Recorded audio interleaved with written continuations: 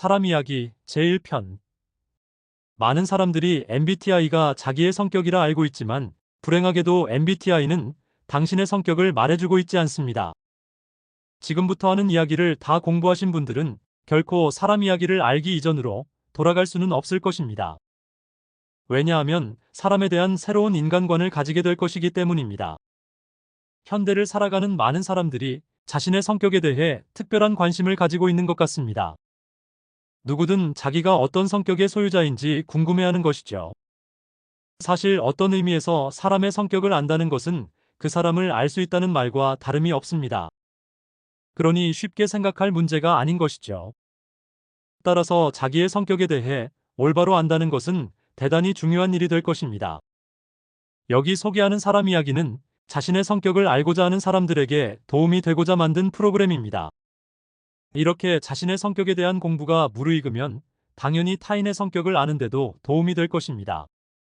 사람의 성격에는 서로 다른, 같지 않은 사람의 됨됨이와 삶을 대하는 태도가 숨어 있습니다. 앞으로 이런 이야기를 여러분과 함께 나누고자 합니다. 요즘 한간에는 자신의 성격을 MBTI로 알아보는 사람이 많은 것 같습니다. 너도 나도 한 번씩은 MBTI 성격 테스트를 해보고 본인의 성격을 짐작해보곤 합니다. 제법 유명한 사람도 자기의 MBTI가 무슨 형이라고 말하는 것을 자주 보았습니다. 이는 우리 사회에 MBTI가 널리 퍼져 있다는 것을 말해주고 있습니다. 과연 MBTI는 사람의 성격을 말하고 있는 것일까요? 이렇게 많은 사람들이 애용하고 있으니 생각해보지 않을 수 없는 일입니다. 그러나 제 생각에 MBTI는 사람의 성격을 말하는 것이 아니라 검사할 당시에 그 사람의 성향이나 삶에 대한 태도에 더 가까운 것 같습니다. 과연 어떤 사람의 성향이나 태도가 그 사람의 성격일까요? 저는 아니라고 생각합니다. 사람의 성향이나 태도는 살아가면서 계속 바뀌게 됩니다. 이렇게 바뀌는 것을 성격이라 할 수 있을까요? 아니면 성격이란 계속 바뀌는 것이 정상일까요? 누구든 과거를 돌이켜보면 자신의 성격이 바뀌었다고 생각하는 분이 많을 것입니다. 그러나 타고나는 성격은 변하지 않는다는 것이 제 생각입니다. 단지 태어나고 성장하면서 생활이나 환경의 영향을 받아 삶의 태도가 바뀌는 것이죠. MBTI는 바로 그렇게 바뀌는 성향이나 삶의 태도를 보여주는 것이라고 생각합니다.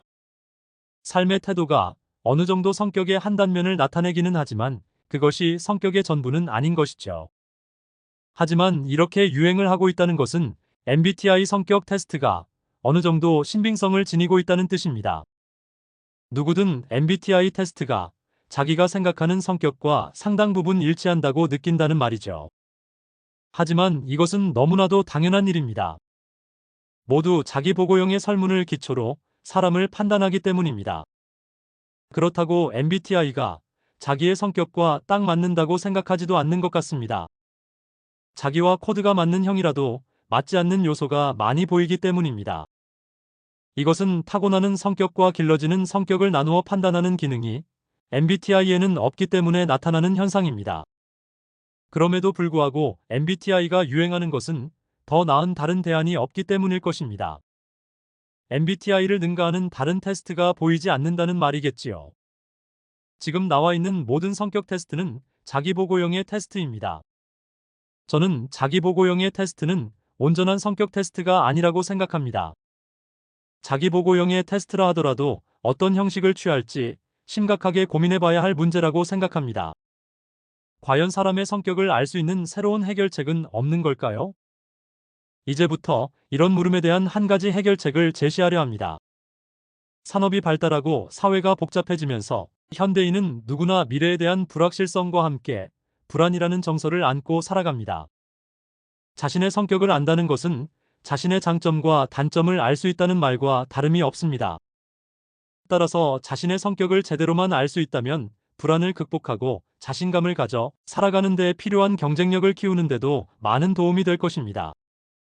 인생에 있어 한 개인의 성공과 실패도 많은 부분 성격에 의해 좌우된다고 해도 과언이 아닐 겁니다.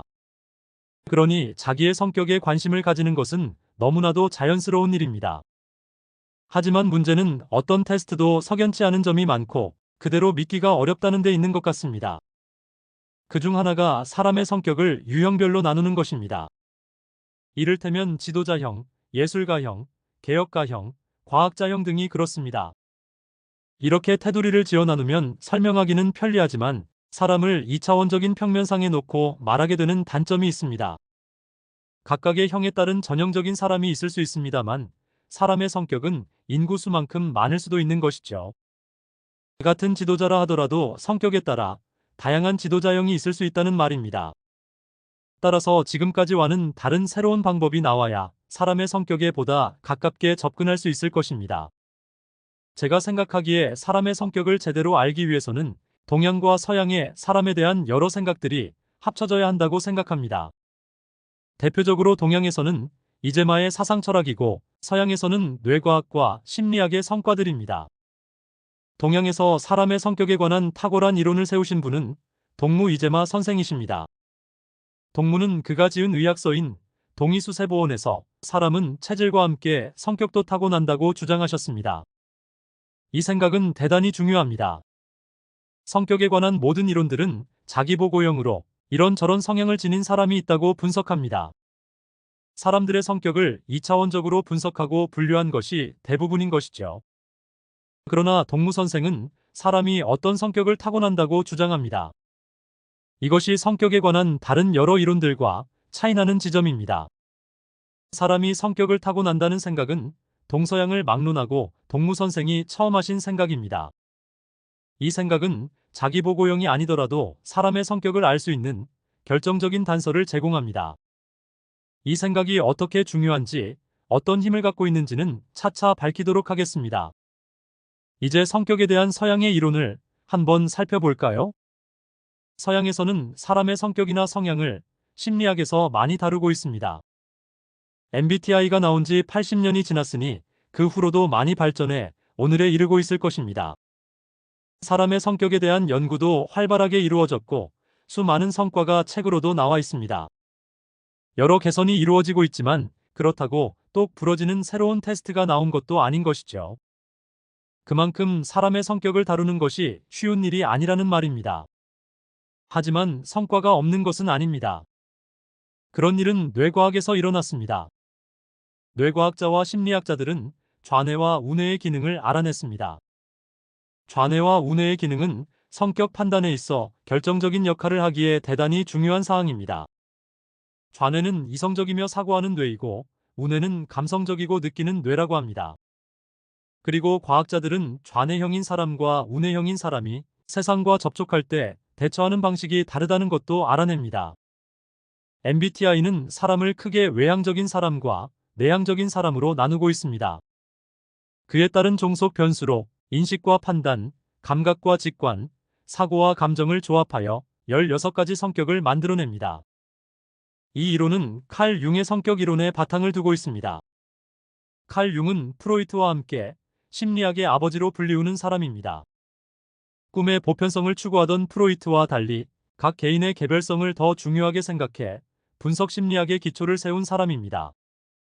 부연하자면 프로이드는 모든 사람이 꾸는 돼지 꿈은 같은 상징성을 지닌다고 생각했지만 융은 개별자의 특성에 따라 달리 해석해야 한다고 주장한 것이죠. 이런 차이로 두 사람은 갈라서게 됩니다. 융의 이론들은 오늘날에도 유효하며 심리학을 공부하는 사람들의 중요한 텍스트가 되고 있습니다. 그런 융이기에 사람의 성격에 대해서도 관심을 가졌고 나름 사람의 성격에 대한 이론도 발표했습니다. 그는 사람의 성격을 8가지로 나누었습니다. 사람을 크게 외향형과 내향형으로 나누고 외향적 사고형과 내향적 사고형, 외향적 감정형과 내향적 감정형, 외향적 감각형과 내향적 감각형, 외향적 직관형과 내향적 직관형으로 나누어 말하고 있습니다. MBTI는 여기에 인식형과 판단형을 더해 좀 더 세세하게 나누었다는 것을 바로 알 수 있습니다. 하지만 요소들이 서로 겹치는 부분이 많이 보입니다. 명확하게 대비가 되지 않는다는 말이죠. 아마 사람의 심리적인 면을 중시해 많이 강조한 것으로 보입니다. 칼 융이 밝힌 수많은 업적에 저도 동의하고 많은 도움을 받고 있습니다만 그와는 몇 가지 의견 차이를 갖고 있습니다. 여기서 그 이야기를 다 할 생각은 없지만 사람을 크게 외향형과 내향형으로 나누어 기초로 삼은 것에 대해서는 좀 다른 생각입니다. 저는 차라리 종속변수였던 사고형과 감정형을 별이로 삼는 것이 더 나은 방법이라 생각합니다. 뇌과학자들이 밝힌 바에 의하면 좌뇌형은 사고형이고 우뇌형은 감정형이라고 합니다. 세상을 마주할 때 좌뇌형인 사람은 맞다 틀리다로 판단하고 우뇌형인 사람은 좋다 나쁘다로 1차적 판단을 한다고 합니다. 1차적 판단을 이렇게 하기 때문에 사람을 좌뇌형과 우뇌형으로 나누는 것이 외향형과 내향형으로 나누는 것보다 더 적절하다고 생각합니다. 지금은 외향형인 사람이라도 과거에는 내향형이었다고 생각하는 사람도 많을 것입니다. 따라서 외향형과 내향형이 모든 성격의 기준이 될 수 없는 것이죠. 이렇게 되면 외향형과 내향형은 종속변수가 됩니다. 이 말은 외향형과 내향형은 시기와 환경에 따라 변할 수 있지만 좌뇌형과 우뇌형은 변하지 않는다는 뜻입니다. 성격을 나누는 튼튼한 기둥이 하나 생긴 것이죠. 이 분류가 시줄이 되고 동무 할아버지의 타고나는 성격이 날줄이 되면 사람의 성격을 입체적으로 나눌 수 있게 됩니다. 여기가 끝이 아닙니다. 가장 중요한 사람의 공감 능력이 남아있기 때문입니다. 사실 이 공감 능력이 사람의 성격에 있어 가장 중요한 능력입니다. 공감 능력의 차이에 따라 인격이라는 것이 탄생하기 때문입니다.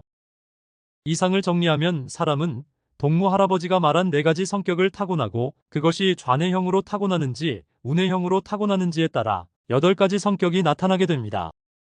하지만 이 8가지 성격은 칼 융의 분류와는 크게 다릅니다. 여기에 각 개인의 공감 능력의 차이에 따라 인격이 완성되는 것입니다. 이렇게 하면 여러분은 3차원상의 자기 성격의 자리를 알 수 있게 되는 것이죠. 이 세상 모든 사람들은 이 3차원상의 어느 한 곳에 위치하게 됩니다. 지금까지 한 말들이 좀 복잡하게 들릴 수도 있겠습니다만 하나하나 풀어가면 그렇게 어렵지 않습니다. 외울 필요가 없이 이해하고 넘어가면 되기 때문입니다. 앞으로 여러분과 함께 이 방법에 대한 이야기를 하려고 합니다. 무엇보다 전체적으로 내용이 어렵지 않고 쉽기 때문에 잘 따라오기만 하면 사람의 성격에 대한 전문가가 될 수 있을 것입니다. 누구나 자기의 성격을 정확히 알아 장점을 살리고 단점을 극복한다면 성공적인 삶뿐만 아니라 험난한 세상을 헤치고 살아나가는 데도 도움이 될 것입니다. 뿐만 아니라 공격적인 사람이나 소시오패스를 알아볼 수 있어 자신을 지키는 데도 도움이 될 것입니다. 특히 어떤 공동체든 바람직한 사회를 만드는 주역인 우뇌형의 사람들에게 더 큰 도움이 될 것입니다. 사람 이야기는 자기보고형이 아니기 때문에 앞으로 제시하는 문제들에 자기를 비추어 보면 자신의 성격뿐만 아니라 타인의 성격도 파악할 수 있다는 것을 자신 있게 말씀드리겠습니다. 다음 시간에는 좌뇌형과 우뇌형에 대해 알아보도록 하겠습니다.